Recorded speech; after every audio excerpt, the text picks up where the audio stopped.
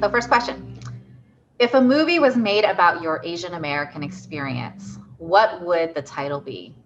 That's simple. I'm the only one, or the only one. And that reflects on my experience growing up in a small town in Northern California, where there were four Chinese families in town when I was born. Uh, and one ran a little grocery store, and then they left.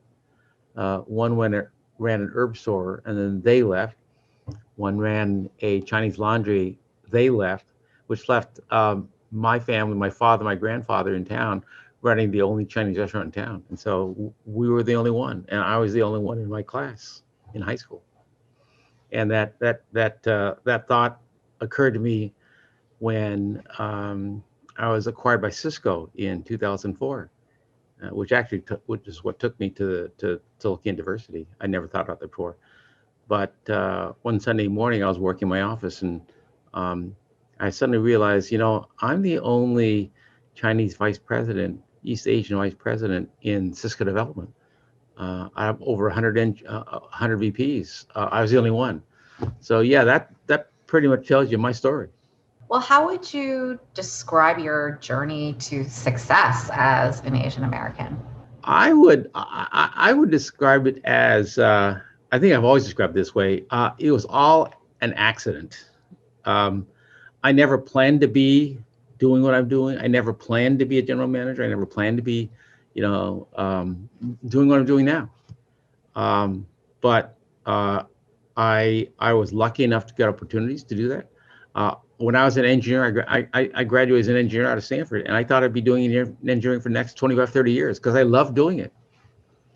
And what I found was, and how I got into to management business school is that I realized that a lot of decisions I wanted to make as an engineer about my design and decision being made were made by the general manager. And I said, if he's the one that decides these issues, then I want that job. So, and then I took then getting there. I would basically go from, I don't say job to job to job, but I'm saying looking for things that are interesting and challenging, and that ultimately led me to where I was. So quite accidental. Well, when you say that you were lucky, like I was. what were some of those like circumstances that were lucky?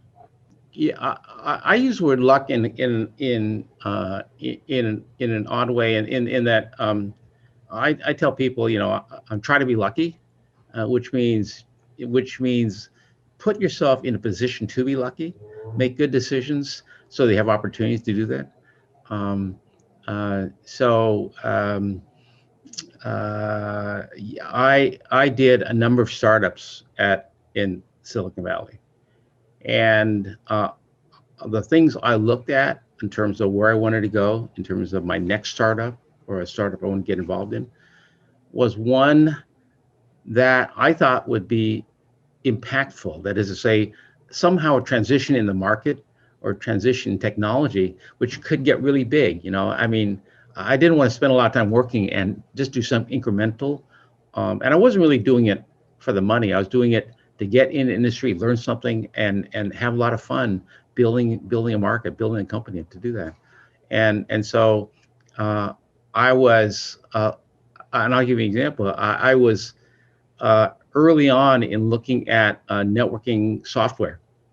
Okay, and one of the things I did early in the early '80s was start a company that did multi-user database for PCs, and we brought out a product that was too early because there weren't enough networks. It was a great idea. There weren't enough PCs and networks, and so people weren't used to that. If I'd done that 5 years later, probably 3 years later, I would have been in the right place at the right time. Okay, Mm. but I had a good product, but wrong place, wrong time. The other so I tried to be lucky, and I was wrong. The other examples where um, I joined a startup to do cable modems in the early '90s, and that was when, uh, believe it or not, there were no such things as broadband. Um, but but we're but that business started, and the internet just blew up. And all of a sudden, the demand for high-speed networking in homes was there. So I was exactly in the right place at the right time, at least for that endeavor. So you try to be lucky, and you make your best guess, and sometimes you're wrong, sometimes you're right, sometimes you're wrong. And I was right enough time to do okay. So It was interesting when you said when you realized you were the only one and you were moving into business and management. yeah. And what would you say was the environment at that time around developing Asian American talent or recognizing Asian American talent in management? I think my answer is it's pretty much the same as it is now. That is really no recognition of the need to develop management Asian diversity. Um, you have to remember the Asians in technology and Asians in the U.S. really exploded in, certainly in tech, for example, talking tech, in the 90s, in the late 80s and early 90s. When I was, let's put it this way, as I think as late as maybe 1970 or so.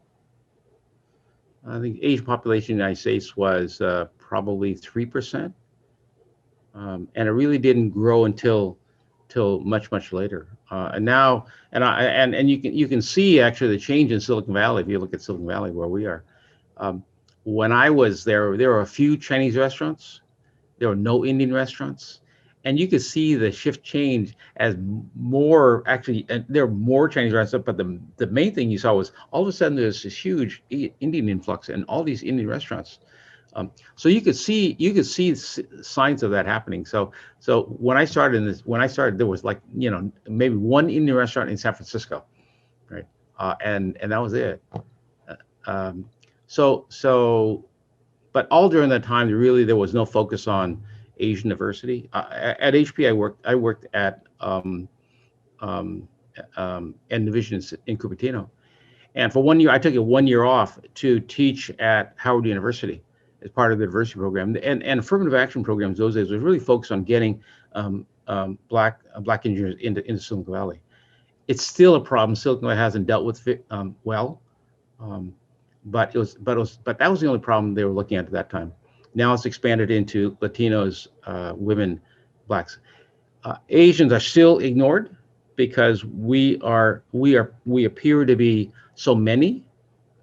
I think 47% of the technical workforce in the Bay Area is Asian, and that's greater than whites, blacks, Hispanics. So they don't look at this as a problem. In fact, uh, there are reports I've seen, diversity and inclusion reports I've seen from companies where the word Asian is not mentioned once. So that's an indication of the problem they don't see. You talked a little bit about this earlier, but what's led to and what's contributed to your commitment to supporting other Asian Americans in their professional development? You're involved in a number of organizations, and would love for you to talk a little bit more about that. It's my own perception of myself. How can I make a difference? When I started at HP as an engineer, the mantra for engineers was, do something that makes a difference.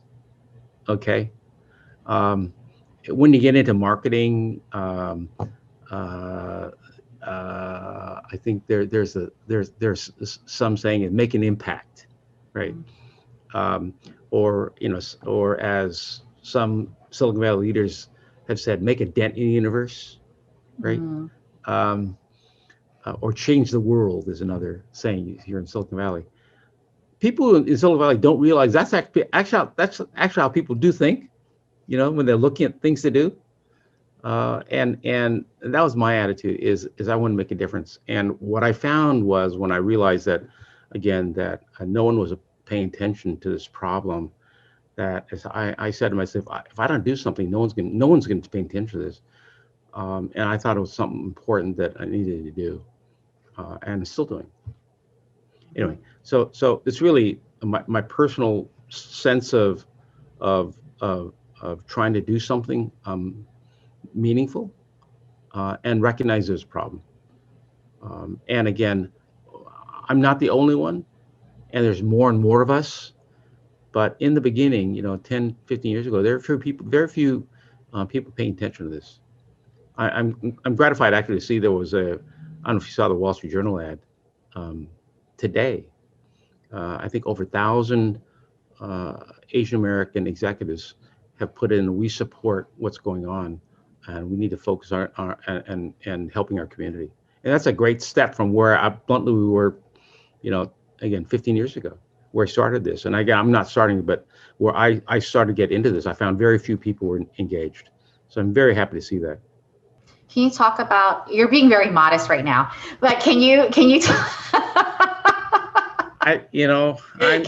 share some examples sure of how you've contributed, right, to building this network, to promoting Asian American executive sure development, the awareness of the issues?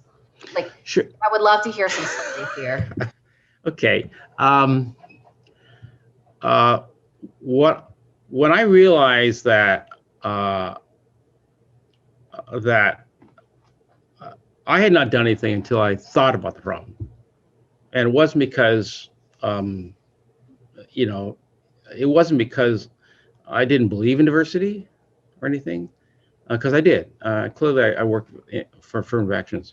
But when I realized that, and I realized what happened to Cisco, and what happened to Cisco was that no one had raised the question before at Cisco. So I became executive sponsor for the Asian Employee Research Group at Cisco, and so I raised the question. I'm looking at the Asian executives inside Cisco. I said there are very few at the top. So, and I raised that to the council, and the head of HR said, Buck, really, yeah, you're right. We've never thought about that, but it's right. So he got a diversity consultant come in and look at the problem. He said, "Can you please look at Asian Cisco?" And she came back and she said, about a third of the population in the workforce is Asian. So you have too many at Cisco. I said, and she had about a third of the managers Asian. And so I said, wait a minute, do you realize that about all those third management people are all at the lower layers? Actually, very few at the top. In fact, there are none at the top two layers. And she said, oh, no one looked at that. You're right, we have a problem. And so that story taught me three things. Number one, there's general awareness in the community in general, corporate community in general. Number two, no one, unless somebody raises the question, no one's going to ask the question, because the questions they're asking are the wrong ones for us. And the third thing is, when they look at the data, they recognize there is a problem that needs to be addressed. Okay. So with that understanding, what I started to do is I started to go to different companies and find my peers and try to get them interested. I went to PG&E and talked to Fong Wan, who was the senior vice president, and we had lunch. And I talked about what I was doing at Cisco, and he said, Buck, it's kind of like that at PG&E too. Somebody had to do something about it.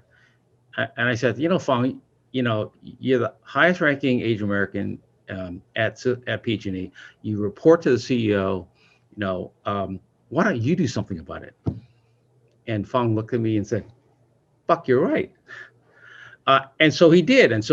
He went back. And looked at the data. And he called me about 2 weeks later. He said, Buck, I got the data. I pulled the head of HR in. I pulled the head of diversity in, told them what's going on. And they said, Fong, you're right. What do you want to do about it? So then he says, okay, Buck, so what do we do about it? So the first, right, so that solves the two problems, which is getting awareness and getting corporate buy-in.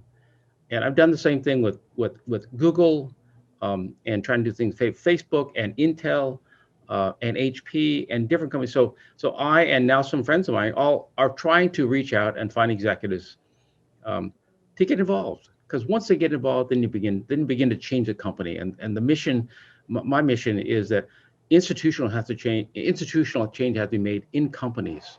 okay, to solve this problem. And awareness and programs are the two things that need to be developed. So after you got the data, you got the corporate buy-in, Right. what efforts did you all make to increase that representation? So one of the things I did was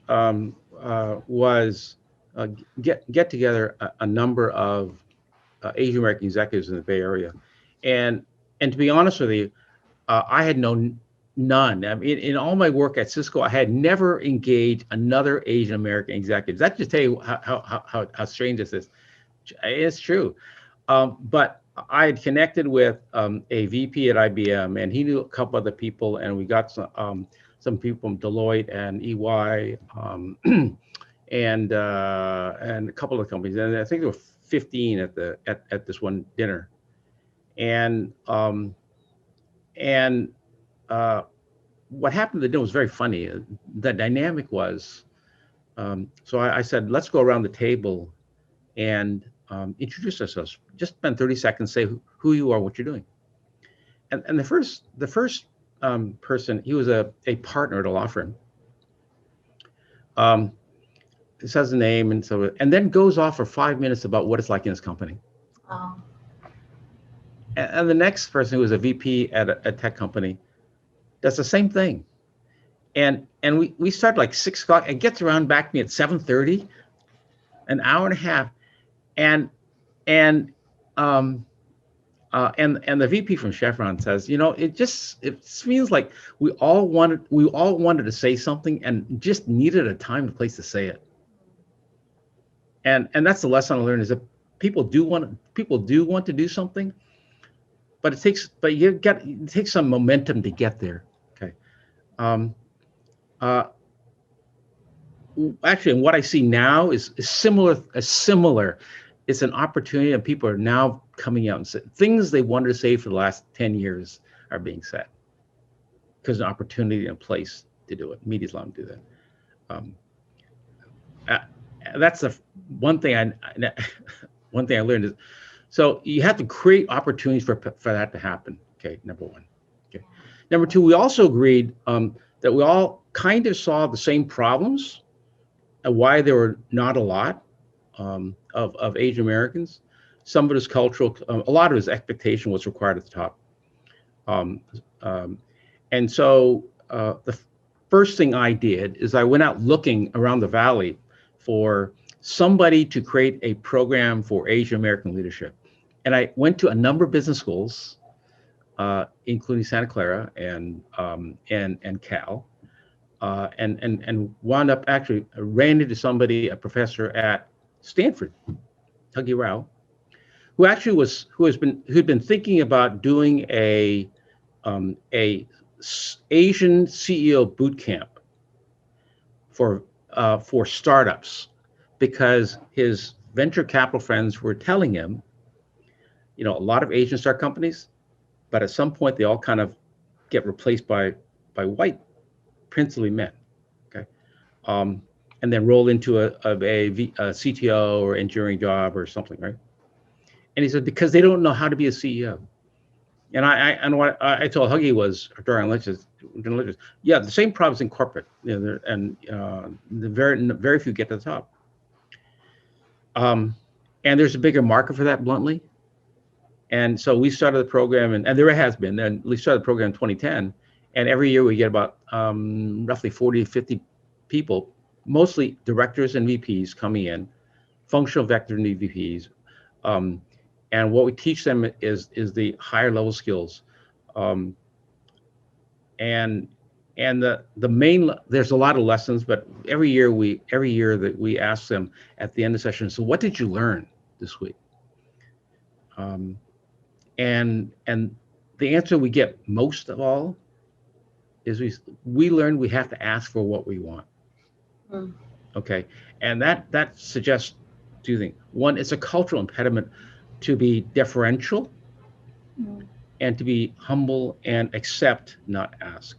Okay, and that's a problem with our community. That is in at that level, you are expected to ask for what you want, and you better ask where you want, because everybody else is. One of the classes in the program, is taught by Jeff Effer. And one of the things has people recognize is, look, you may be really good, but you're competing against your peers, and they're asking. Okay, and the problem with that is I have a um, uh, example in my work experience. I was asked by a general manager at Cisco to go mentor director of engineering. Okay, and he said, so what's the problem? He said the problem is he doesn't participate in these meetings, and when he does participate in meetings, he's often typically saying the wrong things or saying something that's not in context. So I go talk to him. I said, so I'm getting this feedback. He says, well, the problem is I sit in meetings, and as the things come up, I'm thinking about the exact right thing to say. And I'm thinking, and unfortunately, by the time I think about the right thing to say, it's too late. So he's quiet because he's thinking about what he needs to say, and when he says it, it's out of context, which is the comment. Again, and that is I'll say culturally a problem, because we're supposed to be the expert, because we're supposed to be so smart, we can't be wrong.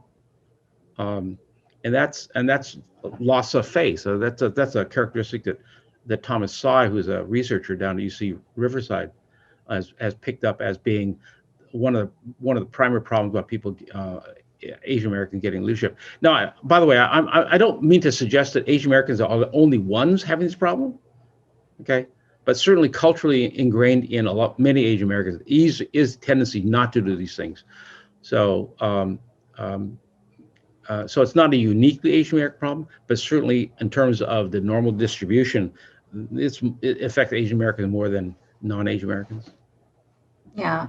Well, and you and I talked about this with that paper that we did around whether it's part of your culture or you go against it.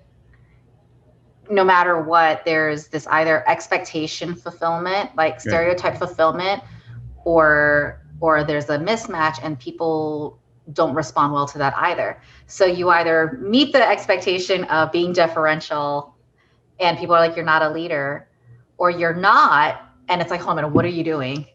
So you're right, because I think the study that we were citing was that for that Asian American women and Black women, right, when they acted out of character, quote unquote, like out of the stereotype, that was actually penalized, right? So for someone like me, which de&i cut this out, right? But like for somebody like me, right, like as an Asian American woman who is not as deferential as other Asian Americans might be, when I'm not, I think that is viewed in a much harsher way, right? So it's almost like there's no winning, but then it's also about there's almost like there's a thing that we can do, but then there's also something that we need to train other people to do to allow people to be leaders with some concrete skills, right? There are some concrete skills, and then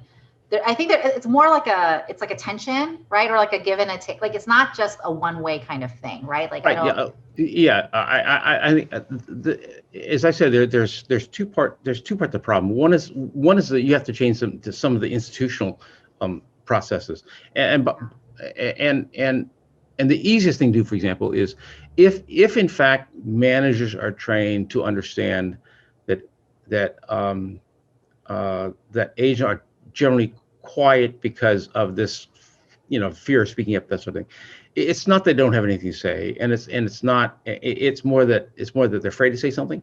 So they have to do something to draw them out. Certainly when I was when I managed a team, I would always go around the room and be sure everybody had a chance to say something. And actually, before I said something, because I didn't want my opinion to sway what they wanted to say. I wanted to have their opinion about things to do. So that's just good manager practice. So having somebody quiet in a meeting and just being quiet all the time, it's easy. I mean, it's easy to do that, right? Because you're so busy, you're trying to trying to get stuff to the meeting. But in the meantime, as a good manager practice for anybody, you should understand and get their feedback when they feedback. So having people understand that is an Asian problem that you can remedy by encouraging them to say something, as the manager, um, would be a good thing. That's the one thing I think companies can do real clearly is better training a manager.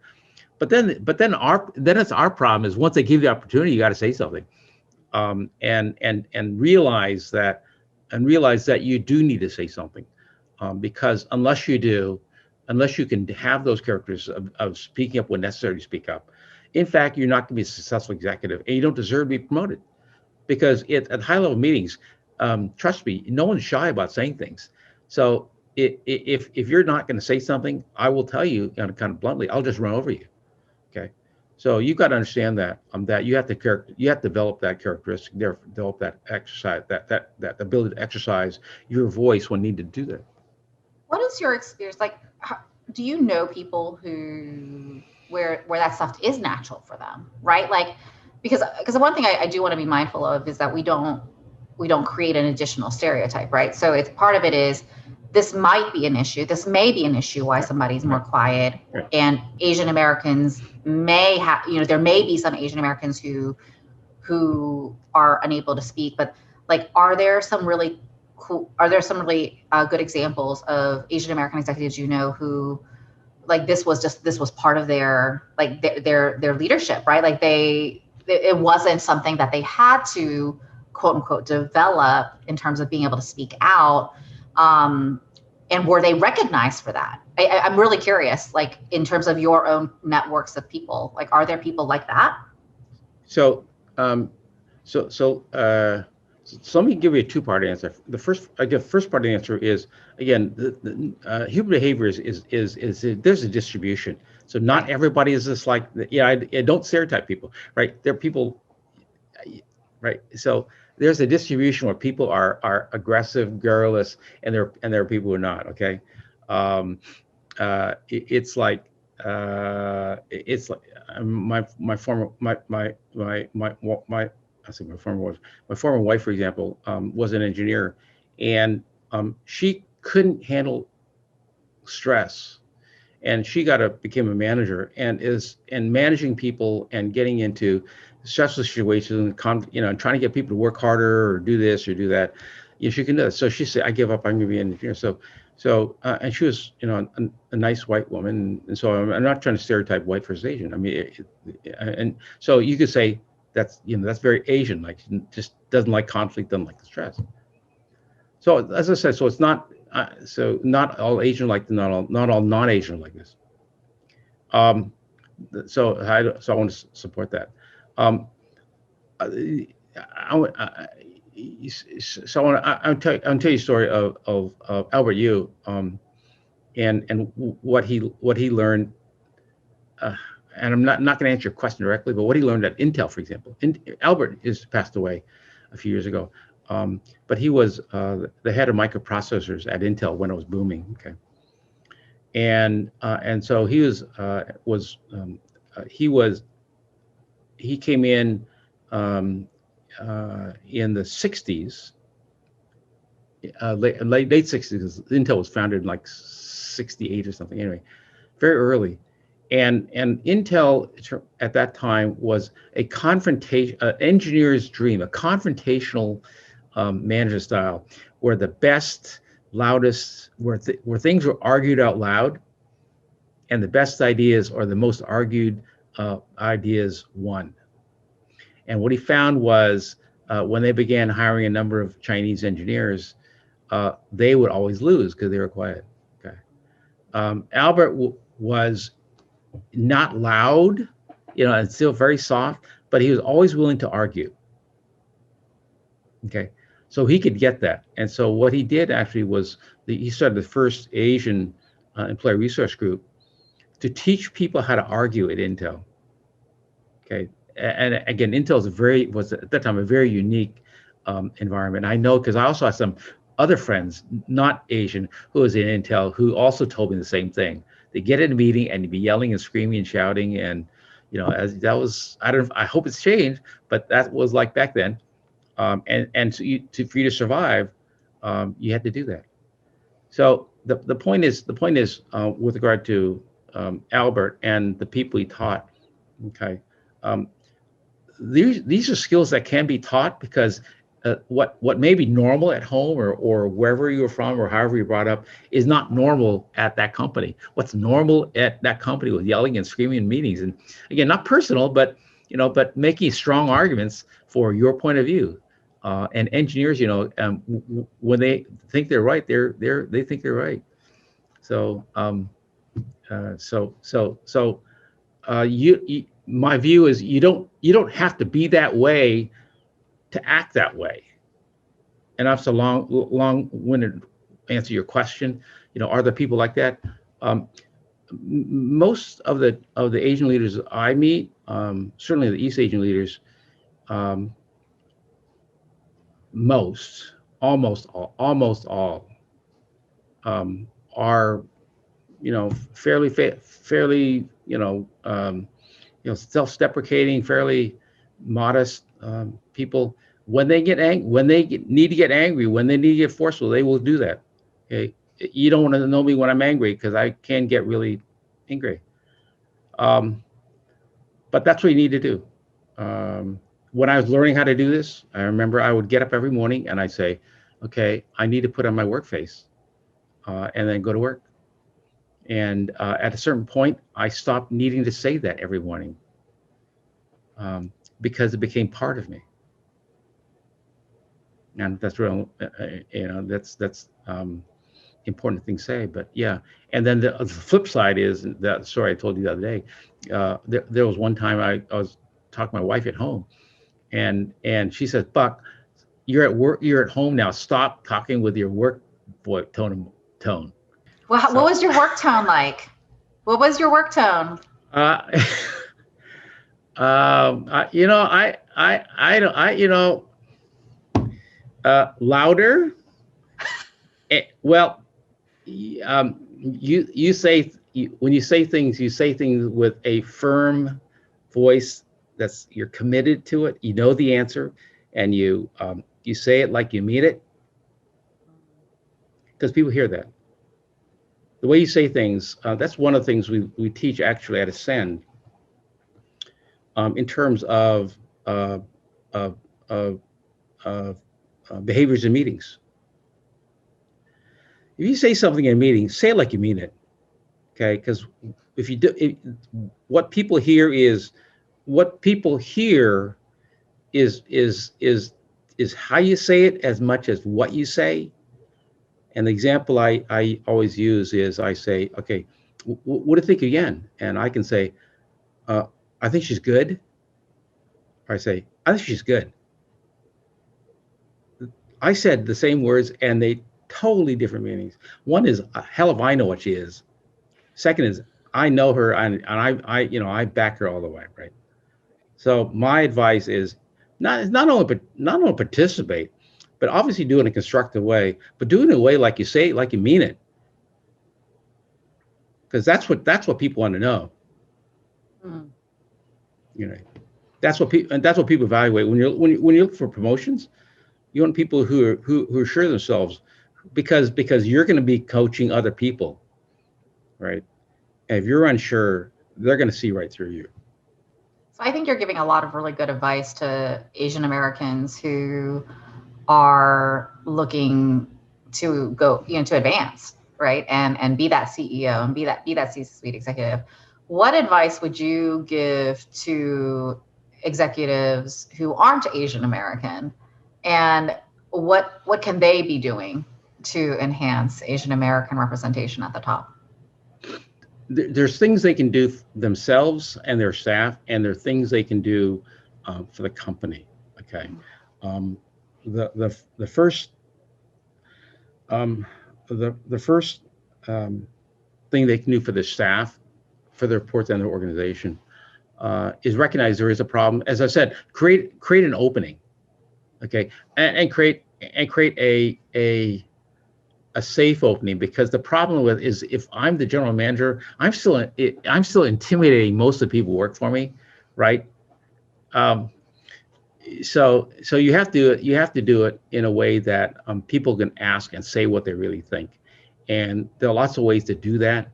Um, you have somebody start out that way, okay, um, so that it makes it safe for everybody to say that, or you say something like that, and then he says, really appreciate that. I really appreciate that honesty. It's stuff I wanted to hear all along. And to hear from you was great. So to encourage that, just that one example of going around the table and just giving people the opportunity to say something they've always wanted to say. I think you'll find that with a lot of Asians. They're afraid to say what they want to say. Um, Certainly, it's it it it. When I became head of the ERG, the officers of the employee research group were all middle and lower managers, and they had all these things going on. They had like 20 different activities. And my question is, so what do you want? What do you want us to do? What the outcome here? With all these activities going on, and to a man, they all said, we want a voice at the table. Yeah, and it was going to, and all this was going through emotions of we want to show that we're of value to the company, and I hate to say it, but that just saying pay attention to me because I'm good. No, no, no, no, no, no, no, no. The ERG, the question is not not what you can do for the company. The question is what company do for you. What do you want? Ask for. Remember, it goes back to ask what you want. You don't have to show you deserve you don't deserve. You have to show that you deserve the right to ask. You have the right to ask. All companies. So that's the thing that I found everywhere, that people don't realize that companies and managers really do care. They really do. I mean, the good ones, I'll say, the good managers, they really do care about the people who work for them, really do. So don't underestimate that. And so you have the right to say what you want because they want to know. I feel like Right. I'm Back to what non-Asian American executives. So that's what they can do. They can create opportunities, okay, to get the feedback from their people. Okay, that's number one. That's not enough. Okay, caring is not enough. Okay, doing something is more important. The second thing they do the second thing they have to recognize is that, in fact, the problem with Asian Americans is in terms of diversity sense, not getting promoted for the ranks. Okay, so executives need to push the organization as to understanding why, okay, and what can be done about it, right? And that takes priority and money, okay. It also takes, and that's where the community's got to get involved, because then the community is going to say, these are the things we want, and here's how you can help. Because the non-whites, non-Asians, are not going to know exactly, right? They're going to have a good idea, but Asians have to ask. We want this kind of training. Well, tell us why you're not getting promoting us, right? And then get those skills, right? It's the same conversation that I would have with my manager, you'd have with your manager. How do I get to the next level? What skills do I need to get? What experience, what opportunities do you need to give me to get to the next level? That's a conversation need to be had, okay? So that the non-Asian managers, and if you want to get to this level, here's what I need to see for you, X, Y, Z. If you don't have those skills, here's what I can do for you, A, B, C. And that succession doesn't happen in most companies. Most companies, again, because we're not priority, questions never asked. And I can tell you company after company where I've been to, where that's true, absolutely true. Okay, where the feedback has been in Silicon Valley, two particular companies, unnamed, I'll tell you, who've gotten back and said, the reason we've never dealt with the Asian problem is because our annual surveys say that the Asian population in this company are the happiest folks here. We're working on problems that other people complain about. We're not complaining. We are not asking for it. So if we want something to change, then we can ask for it. And now is a great time to be doing that because we have everybody's ear right now. How do you begin to address a lot of the implicit bias that also comes into play when people think about who's a good leader in an organization? So having biases is human. I mean, you're never gonna get away from bias. Okay, in the short term, the challenge is, and certainly the way I dealt with it. And I'll say this, by the way, I never explicitly thought about this. I just knew it intrinsically because I was the only one. Um, and so I always felt it was my responsibility to define myself. So people I would meet, it was my responsibility to be sure they knew who I was. Um, and I had this a saying. I just had a saying about this, and again, I call it. Yeah, it was a. I hate to call it a chip on my shoulder, but because it wasn't that extreme. But I always knew that that I have to show that I'm not who you think I am, because I know who you think I am. A good example is Asian. In high school and early in college, Asians supposed to be good at math, right? Period. Okay. So I worked really hard to get A's in everything, in especially in English and in creative writing, because we're not supposed to be great, thinkers, writers, creators, right? Because they're so good at math. So that was implicit in my thinking that somehow that I had to show I'm not the stereotype, okay, and I can do these things that you don't think I can do, you know. Um,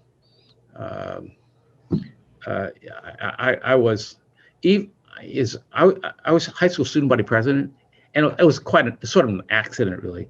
But it was one of the things where I said, um, I was, why not? Sure, no one ever thought about this. Why not? So it wasn't because I wanted to be. I don't overstate it. It's not because I didn't want to be, but I didn't want to be. I mean, I knew what I had to do, and I was committed to doing it. But it wasn't that it was one of my goals. It was one of the things I had to prove to myself and prove to others that I could do this. So that was my history. That I knew I had to be not the stereotype, and in a way I was a stereotype because I was an overachiever and everything. But in particular things where I thought people didn't think I was good at, I wanted to be sure and that went along with stereotype. I countered that.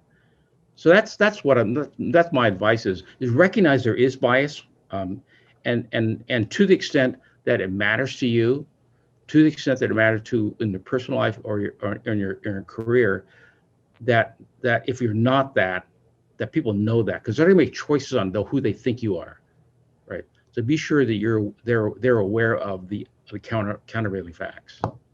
And what about the people who are having the implicit bias that is not recognizing Asian American talent? What would you say to those people? They fall in two categories. The first category is, and I'd say this for certainly for most executives I know, they believe in diversity. Okay, they get it, diversity. Okay, what the thing you always worry about is, yes, you're committed to diversity, but you're also focused on the bottom line. You're focused on getting good people to get the job done. Okay, and I think most people will recognize there's no per se trade-off between diversity and talent. That is, you can get good talent, right? Whether a woman, Black, Hispanic, or Asian, you can find somebody to do it. Okay, but is your organization going to the level? If it's not easy to do, because the easiest thing to do is go to people you know, right? It's the network effect.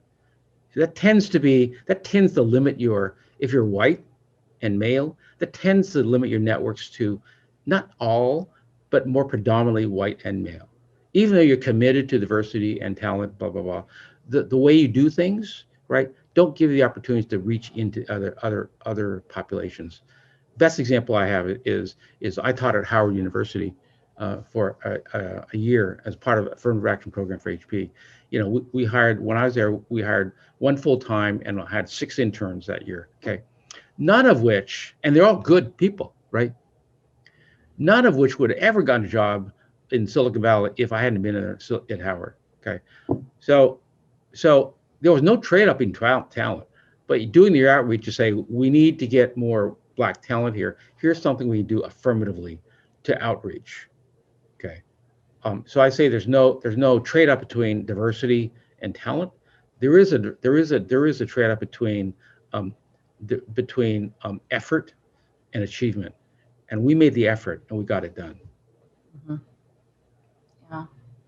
So, Sorry, I'm sorry. And that's those are the people. I said two sets. Those are people who actually care about it.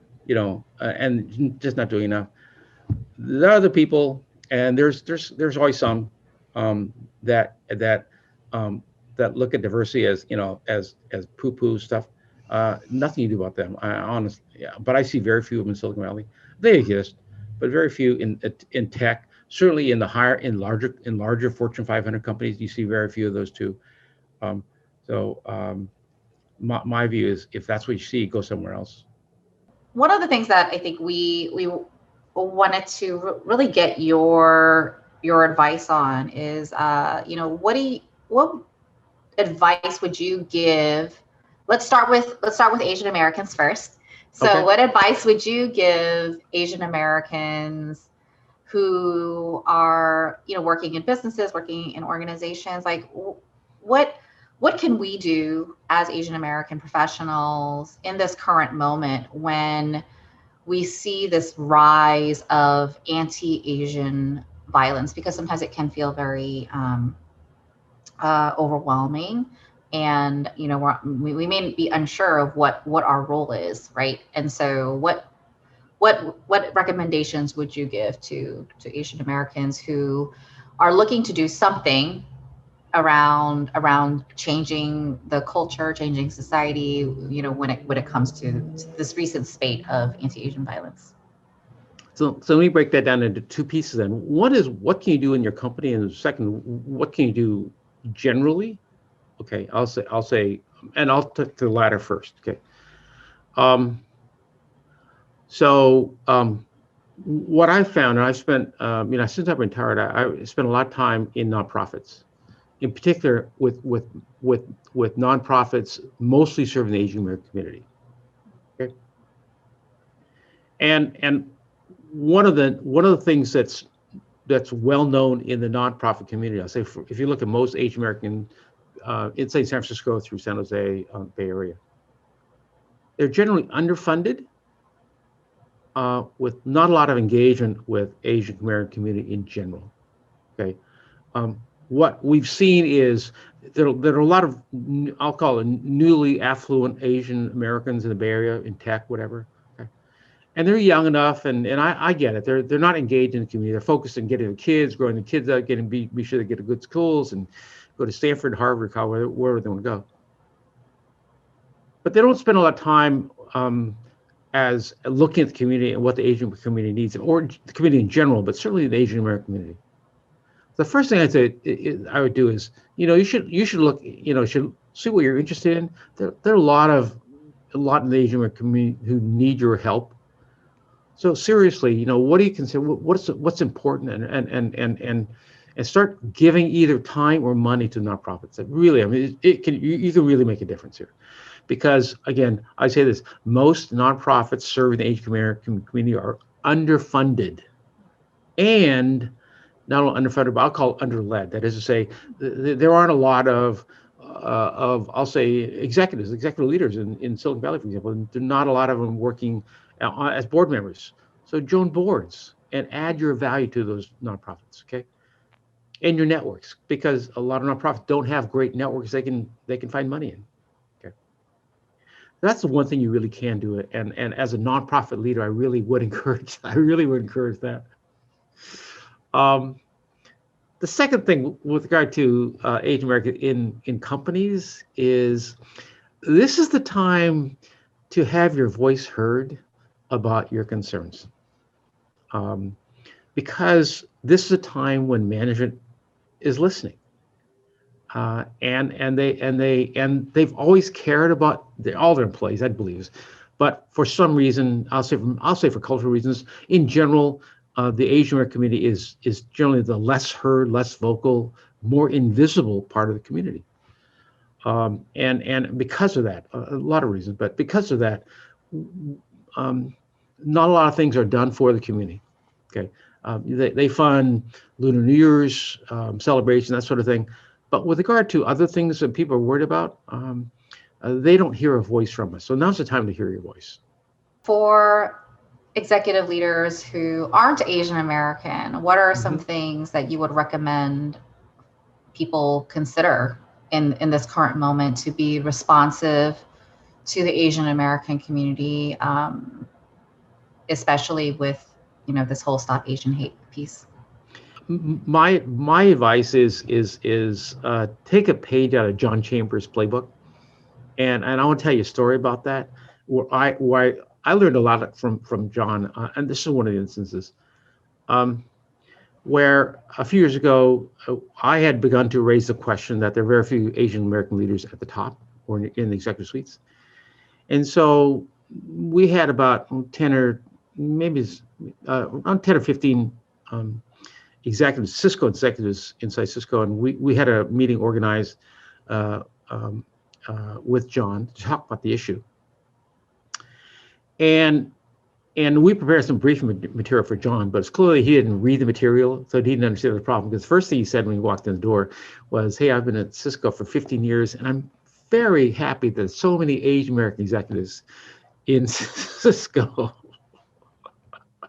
So clearly he had not read the material. So I raised my hand right away. I said, "John, you know that's actually not right." Um, and I gave him the facts, and John laughed and said to the group, so you know what Buck just did? Buck Buck made it safe for anybody to ask any question they want now.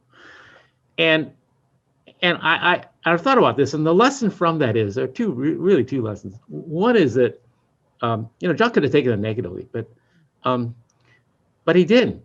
And he instead he turned it to say, I get it. Don't tell me what I want to hear and make me happy. You can ask the tough question. Tell me what I need to hear. Okay, and that's the lesson. Okay, for the executives. Number one is that the people have something to say if you give them the chance, and if they know you want to hear it. So if you want to know what you can do for the Asian American community, then talk to your leaders in your company, and there are a lot of them. Okay, enough of them. But they have to understand same thing that John understood and made clear. Okay, and at the end of the second lesson I want to point out is at the end of the meeting, and we're allotted 30 minutes, but when the 30 minutes were up, I said, "John, your time's up. We're happy to have you." Blah blah blah. And John said, "No, actually, I have more time," and he stayed for an hour and a half, even though his secretary told me you only get 30 minutes. Because and it showed he cared. I mean, he wanted to be sure that people knew he made the extra effort to listen to us. Okay.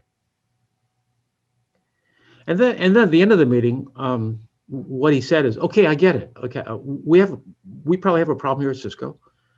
I don't know what the problem is. You have a better idea, So I challenge you as leaders in this company to identify the solutions to solve this, and I'll support you."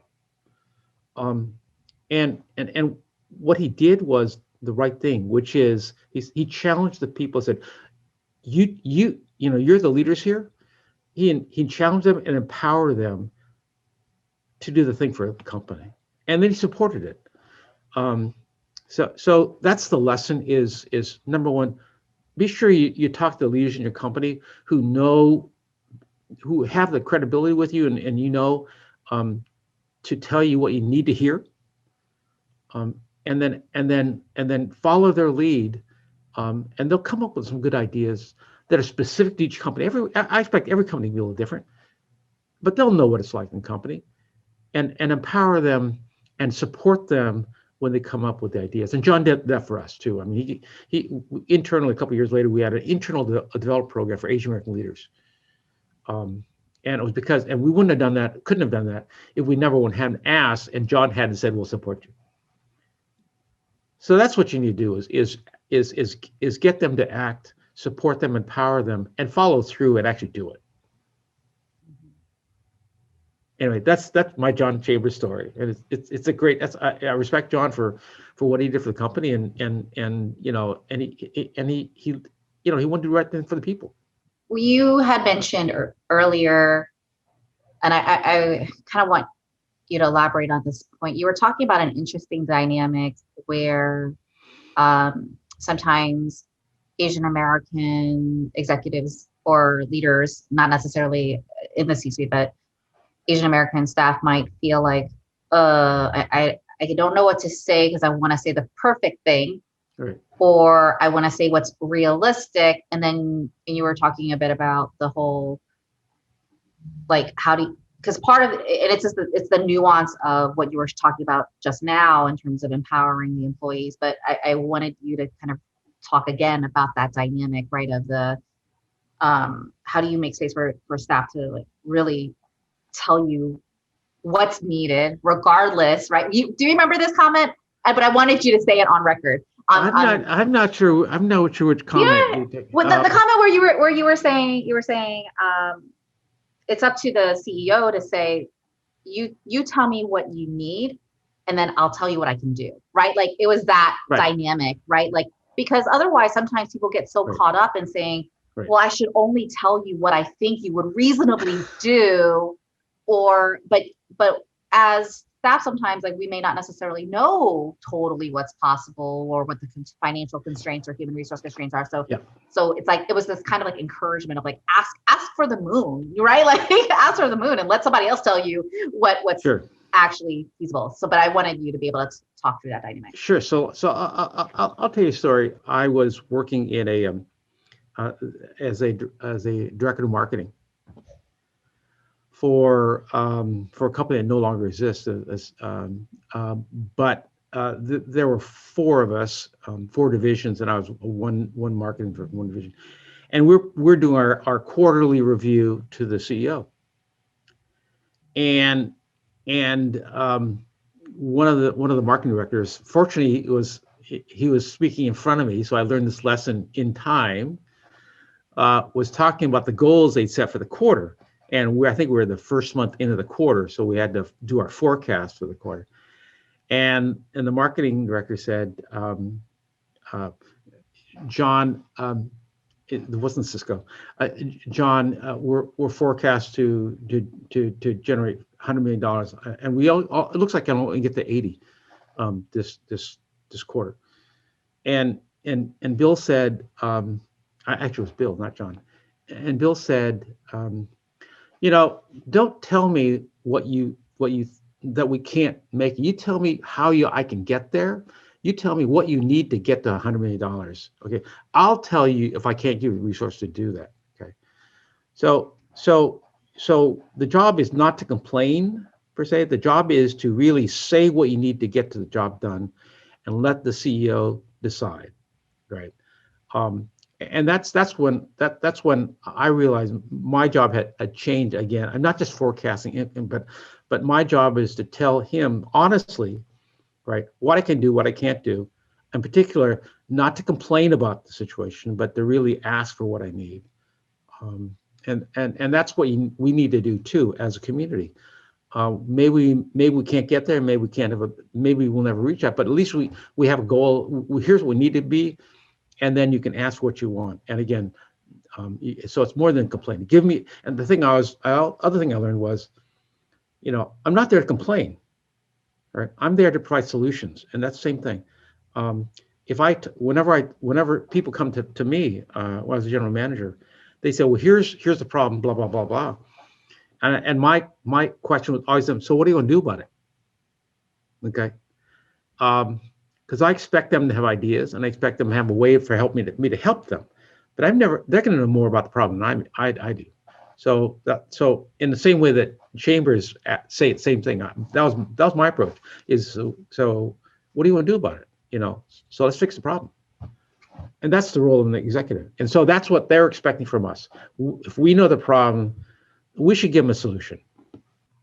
We have a pretty much continuous flow of new immigrants, right? So for the past couple of decades, over 60%, like about over 60% of Asian Americans in the United States are first generation Asian Americans, sorry, first generation Asian Americans. So, and that demographic of immigration has dramatically shifted, and it's pretty complex, since 1965, right? So we see a wide range of people who are more blue collar workers, as well as a really large influx of white collar workers, and then you have Asian Americans who are second generation, third generation, fourth, fifth, like sixth, right? Like I mean, it. So a few of them. Several generations. A few.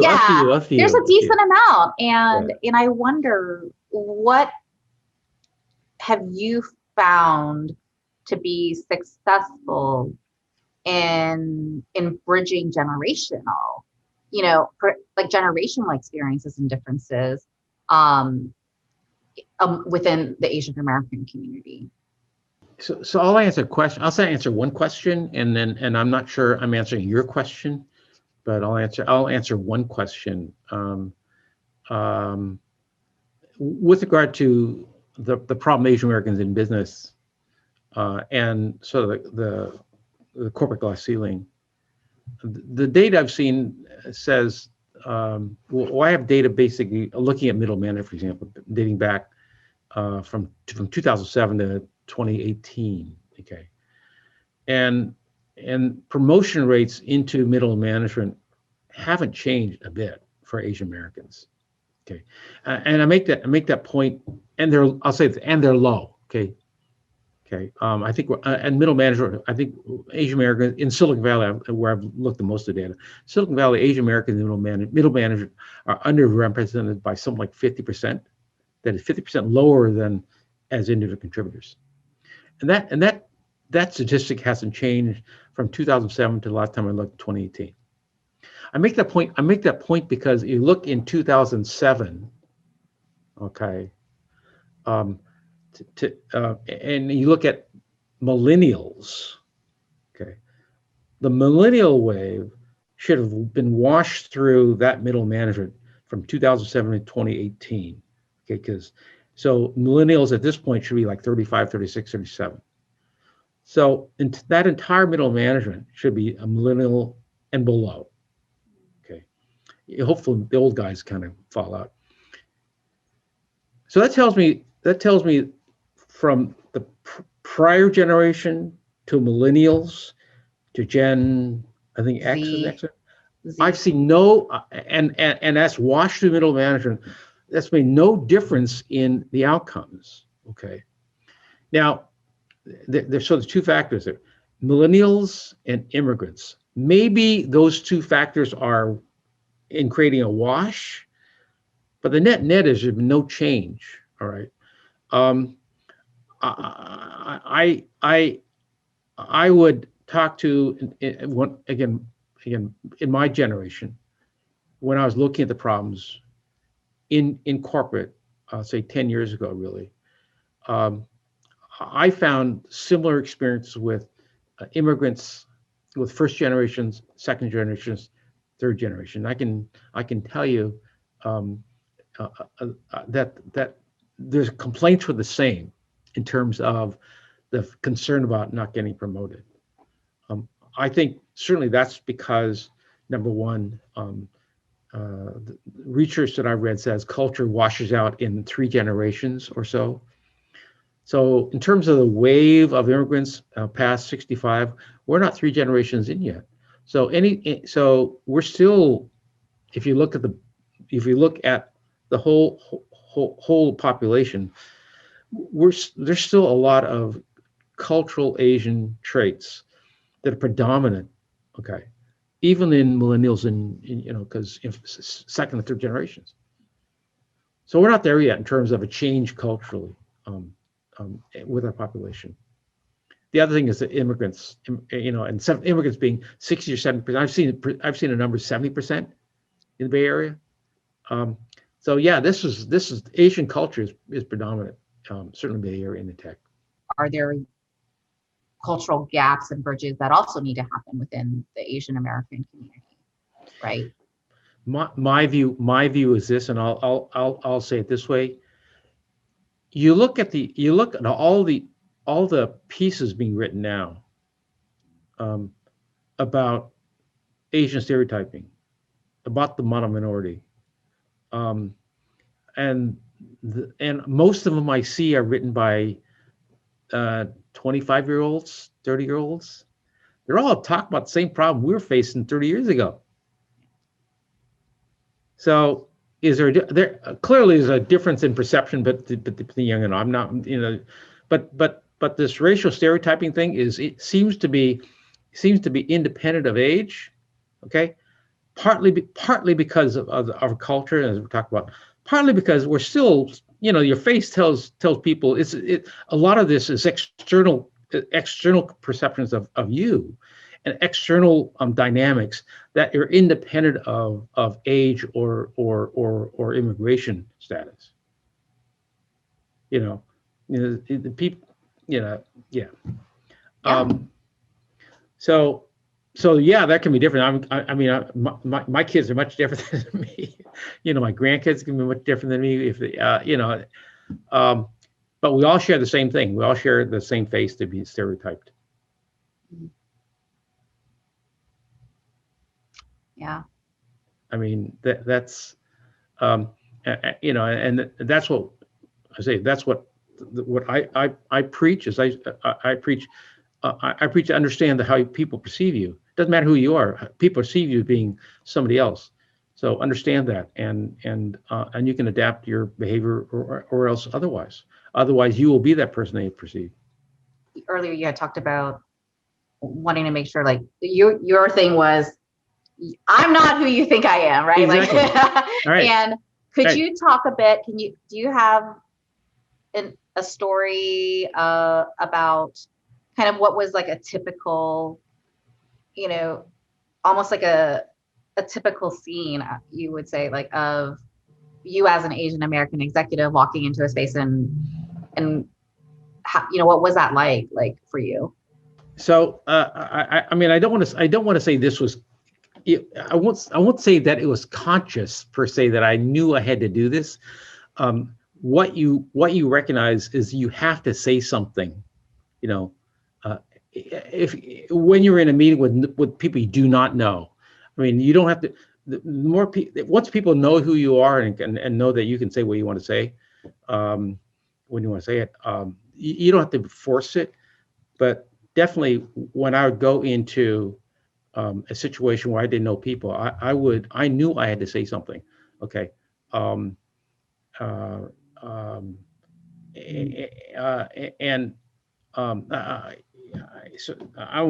it's an interesting story. I'm not sure I told this story, but an interesting story when I was not an executive, and this is directly related to the where are you from kind of question, right? The story where I was a product manager and sitting around a meeting with my vice president, and he was French, and he said, well, I was born in Paris and came here 20 years ago and went to school, blah blah, and another guy was from our Texas factory, and so he said, well, I was born in Austin. Another guy was in Boston. He said, I lived in Boston my life, and I said, well, I was born here in California, so that makes me the only native, because I know what they wanted me to say, but I just made that as a point because I knew the question was where you're from, because that was the question on the table, where you're from.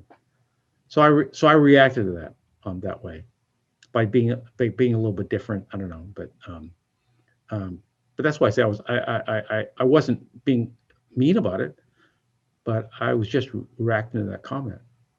Because they want to say, yeah, you're from China, right? Chinese. Anyway, no, I'm from California. And that's like the Yul Kwan has a story too, where being interviewed for Survivor. the producer asked him, so where are you from? And Yul said, well, I'm from San Mateo. He said, no, where are you from? He says, no, I'm from San Mateo. He says, no, where are you really from? He says, I'm really from San Mateo. So he knew what he wanted. He knew what he wanted to.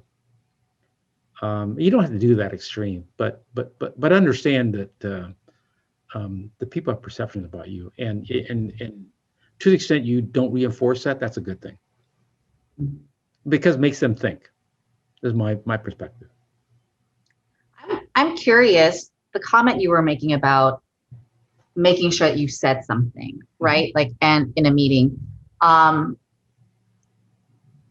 do this, so I'm projecting probably, but I'm curious if this was also part of it. When I'm in a space, I speak up not only because I believe that people don't expect it of me, but I speak up because I, in a way, I also want to assert that I know English. Right. And I speak it fluently, and it's my primary language. Right. Was that, I mean, is that? No, that never occurred. That never occurred to me at all.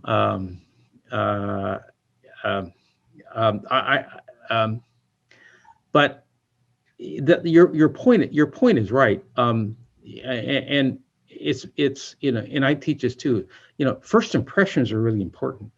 Okay, so now they know that about you. There's a people are taught have a firm handshake, right? And if somebody had a weak handshake, you say, oh, what a like that. There might be a physical problem with it. There might be some, but you form assumptions based upon feedback, and so once you say something, it begins to counter that narrative of, who are you? Are you from China? Can you speak English? That sort of thing. The other thing, and again, this is something that I did naturally, maybe because I'm just this way, for example. A lot of times when waiting for meetings, for example, again, this is just me, I think, and we'd be talking, and as the time was approaching for the meeting, let's say a 3 o'clock meeting, it's like 5 till or something, I'd say, whose meeting is this? I'm important, I want to get out of here. And that wasn't what I'm saying, but I like to end just in my bet. I like to begin meetings on time and end meetings on time. And if you start meetings late, it's harder to end. So it's not because I'm asserting myself as much as I'm just, I like to be punctual. But that is a way of basically asserting yourself. And your point about asserting yourself, saying something. So lots of ways that kind of implicitly did things, which did the same thing, which is I have enough confidence to kind of jump in and try to get the meeting started when everybody's yakking away. Over the years, I've definitely thought about, like, what are those unconscious or unintentional things, right? Like that I do, and it's only in taking these types of moments to be like, yeah, I guess I that is part of why I do talk as much as I do, or why, like what are all those moments, and for me, right, like that is also a function of my name. When people see my name, yeah, right, there's an automatic assumption that I'm not from here, or right, I'm not American, I don't speak English, and I've had job interviews, and job interviews, and I've gotten jobs where people would tell me afterwards, like, yeah, we weren't sure when we saw your resume. We weren't sure you spoke English. Yeah, I don't hold that against anybody. It's human nature to form assumptions about when you don't know something. You kind of people sort of just make mental models. Again, and so it's our responsibility to try to fix those mental models. And until there's enough of us where we're having Asian American leaders in position of power or as role models more visibly, are people, only then are people going to have different mental models of what we are and what we can do. And so in the meantime, we're at, we have this personal challenge, each of us. Hopefully the ongoing conversation now will provide people to understand that, and will provide actually some visibility for some loud and vocal and articulate, good-looking Asian mental role models up here, and so people can look up to, a non-Asian can look up to, and say, this is a really nice guy or woman as a leader. So we have that challenge before us as a community. Mhm. So you don't have to do that. So you don't have to do that anymore. Yeah, that's the hope, right? But eventually. Things surprise you. For example, I have a friend, just an example about a mental model, right? I have a friend, Janet Wong, who grew up in the deep South, I think Louisiana, and then went to Texas. And so the first time I met her, she comes out with this Texan drawl, and I just stopped. I said, "This is really different." Again, this is just to say that this is really unusual. This is unexpected. I've never heard a Chinese woman talking with a Texan drawl. So that's why I say this is a simple example of it's, you assume people talk a certain way or look a certain way or something, and when somebody comes along different than what you expect, so and that's why I say mental models are not necessarily a discriminatory thing. It's just unexpected. It can be used in a discriminatory way, right? So it's not that the mental model itself, right? But people, if we use those mental models to then make decisions and judgment calls on who we think that's right is deserving of a promotion or deserves to be tapped for leadership roles, right? Like that's the challenge, I think. And that's the implicit bias we face. They see your face and they assume the model minority myth, model minority is the quiet, hardworking, smart individual contributor.